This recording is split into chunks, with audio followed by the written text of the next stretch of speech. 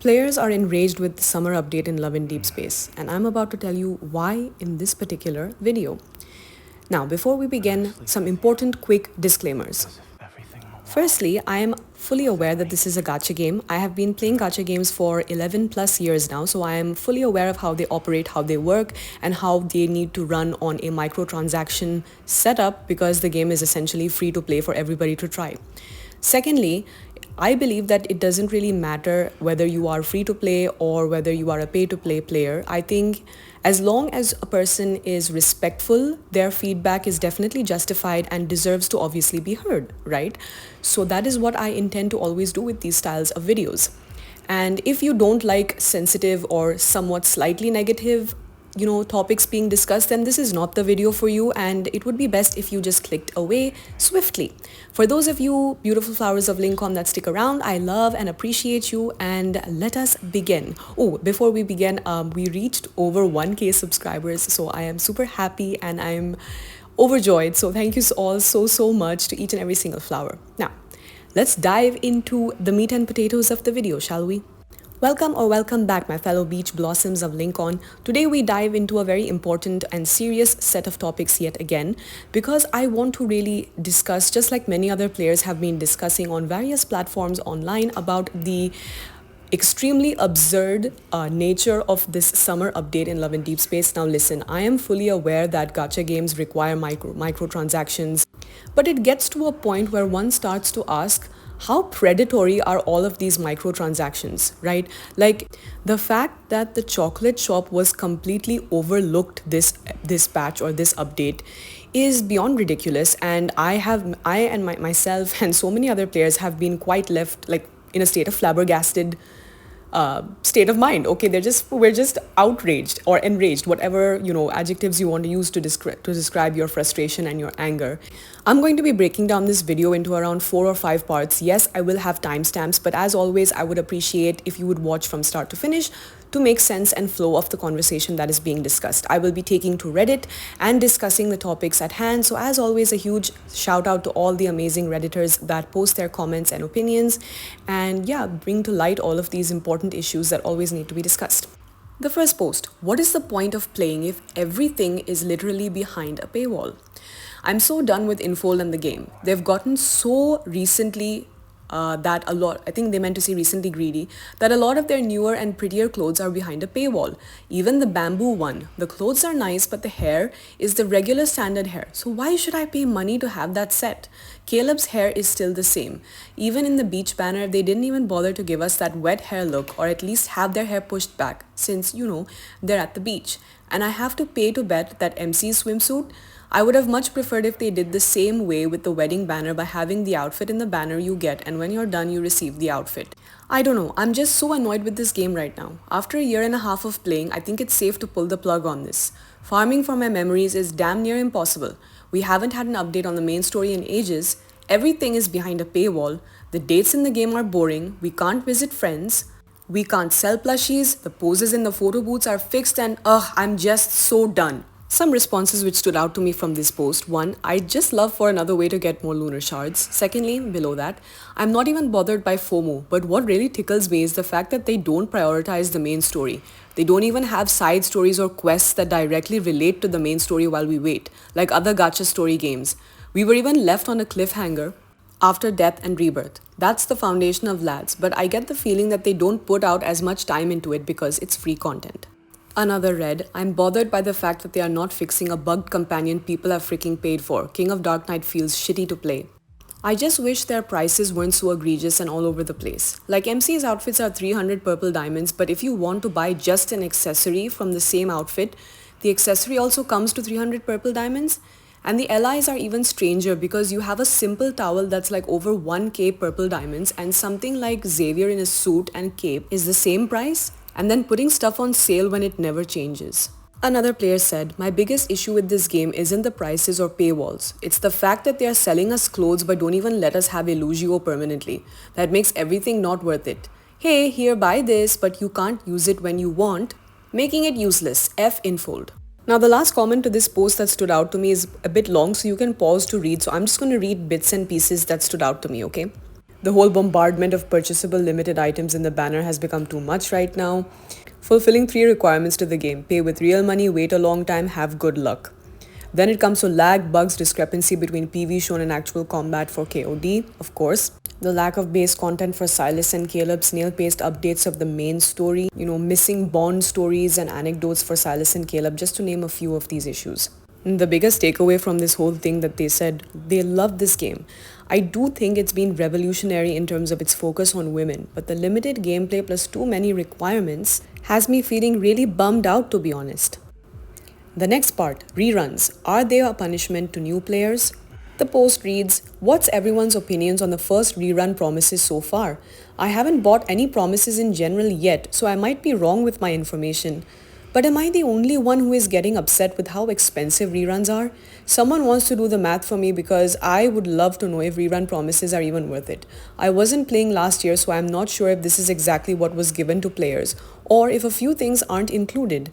During this rerun, like the past reruns, also didn't include everything. So the first comment that stood out to me under this post, they're giving away one accessory and one copy of a promised memory for $10 and the privilege of spending purple diamonds and extra money on it to get more. This is in USD, by the way. Absolutely not worth it. The only way it would be worth it if all the resources from the promise and other 3 copies of the promise card are added. Or if you're a die-hard completionist trying to get everything, but even then, this shouldn't be the norm. The next one reads, I understand it's a company and needs to make money, but not like this. They aren't getting any money from me on this promise. It's ridiculous. It feels like a punishment for starting late. This one reads, the way I was going to get Zane's card before, but then I saw it was $10 for just one copy of the memory, and then I have to spend more to get the other copies? Absolutely not. I thought it was going to be 200 purple gems each, which was already overpriced in my opinion, considering we don't get extra resources that typically come with a promise card. It feels like a slap to the face whenever I log in. No way Satan Zane would not approve of such wasteful spending. A multi-billion-dollar company who has more money than any person can count, who, like many others like them, around the world likely pays their employees a minuscule fraction of the cost? No, they don't need any money. They want money and they're doing it this way to rack in cheap sales from newer players who will think it is worth it. $10 for say 5,000 individuals out of their 50 million users would equal to 50k. They're doing this intentionally. This one reads, for the same price as the rerun, or at least in my country, buying the secret promise during the original promise event gave tons of gold, upgrading materials for leveling cards, protocores, stamina bottles, awakening hearts, and outfit accessory, 12 permanent deep space wishes, 4 crates of the promise cards.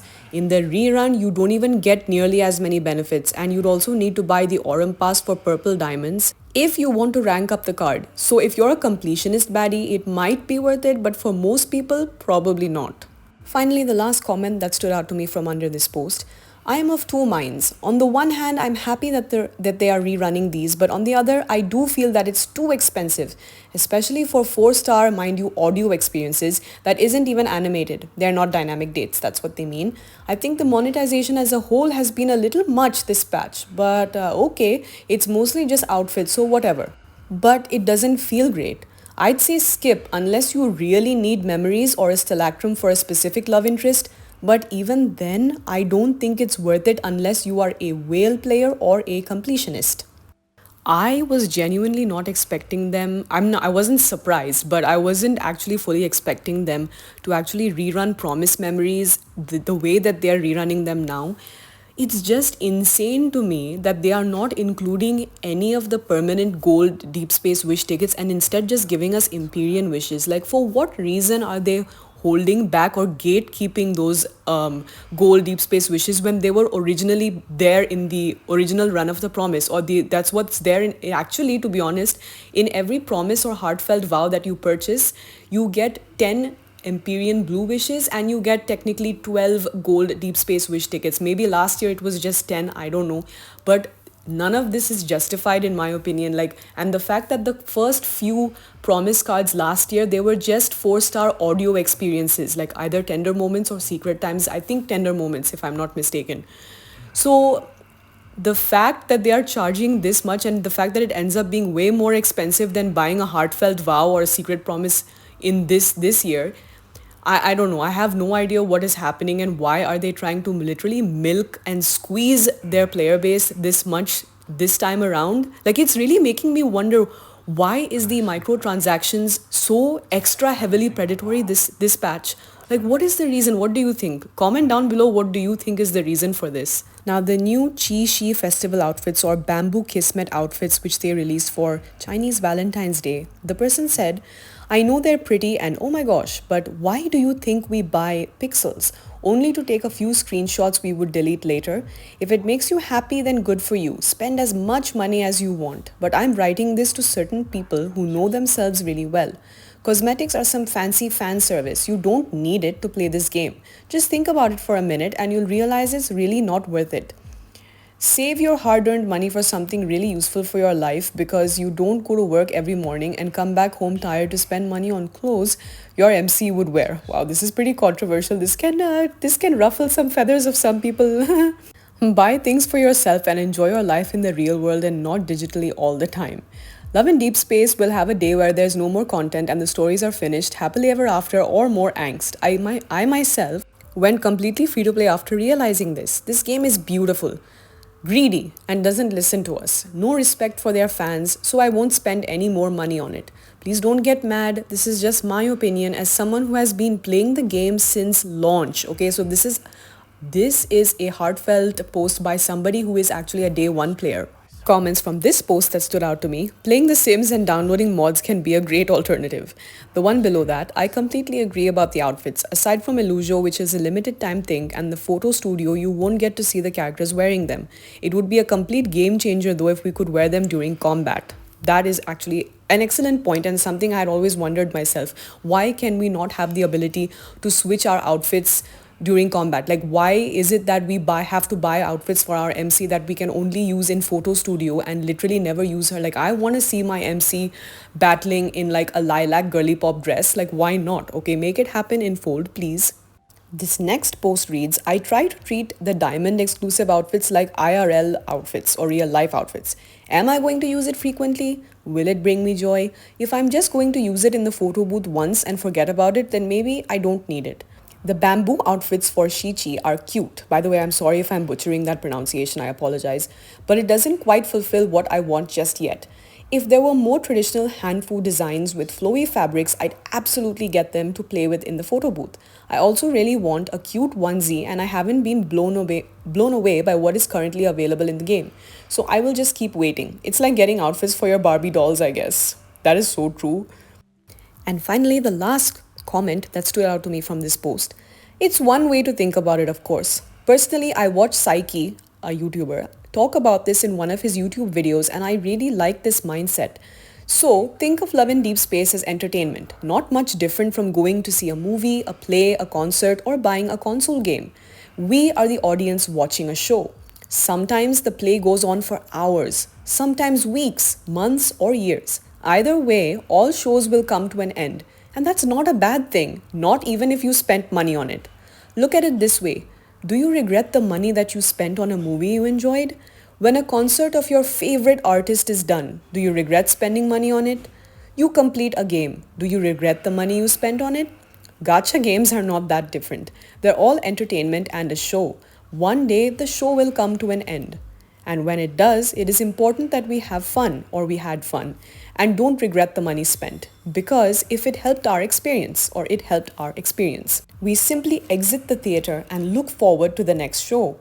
Of course, this isn't to say that you shouldn't go free to play if you feel like your money is being wasted. It's your money after all.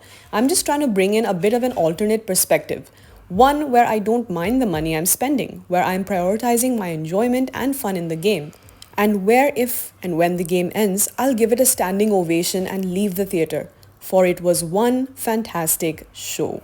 Genuinely, that was such a beautiful alternate perspective to have, and everybody's heartfelt sentiments and posts are obviously valid. Everybody's feelings is valid, and it is completely understandable to fall in or fall out of love with this game depending on each individual's circumstances. That is completely okay. So if you ever feel like you need to step away from it for whatever reason, that's valid. If you feel like you truly love the game and want to still continue playing it, whether that be with minimal support or maximum support, that is also completely fine and valid.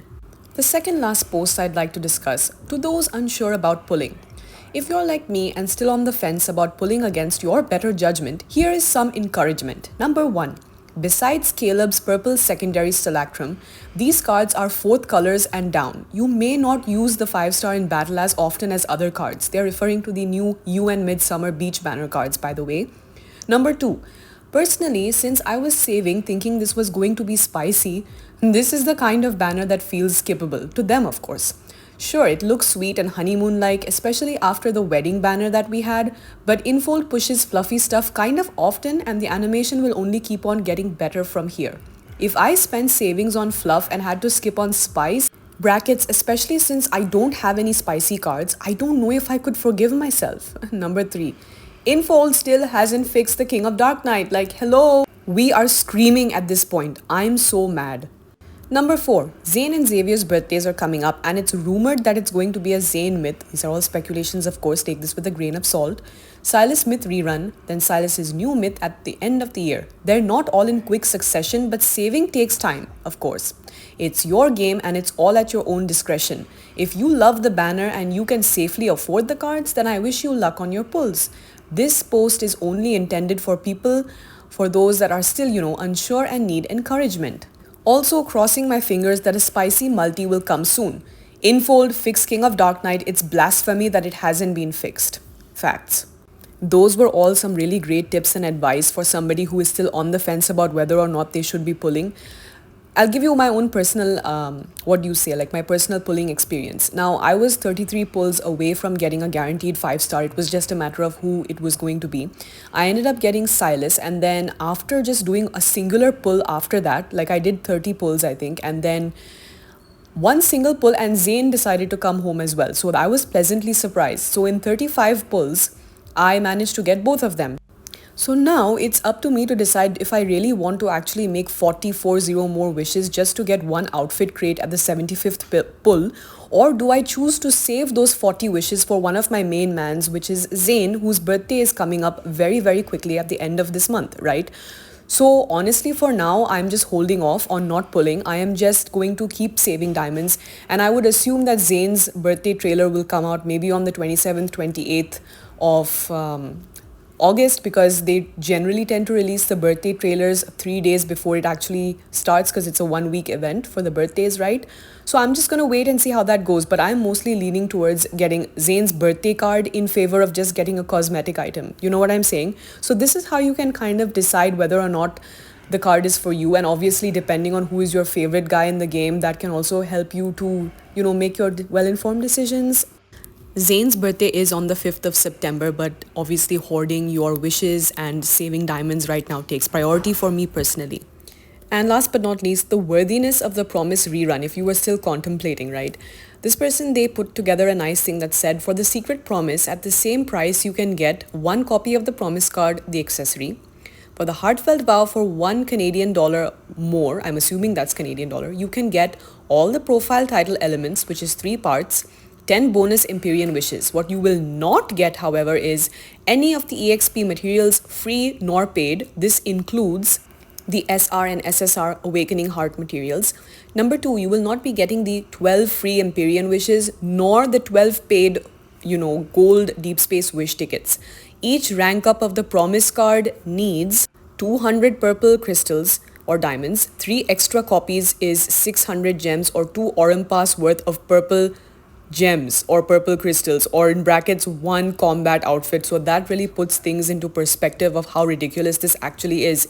By all means, if you are a completionist at heart, or if you are a whale player or dolphin player that really is looking to complete your collection, by all means, go ahead, have fun, enjoy it. But for the rest of us who are really, pissed off by this marketing tactic of theirs, which is extremely predatory and in no way, shape or form friendly at all to any sort of player, whether you're paying or free to play, okay, like most of us will not choose to get this, in my opinion.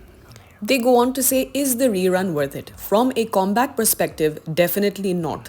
The lack of 12 Deep Space gold wishes and the SSR heart makes this purchase extremely unattractive. 4-star cards are also not really optimal for battle.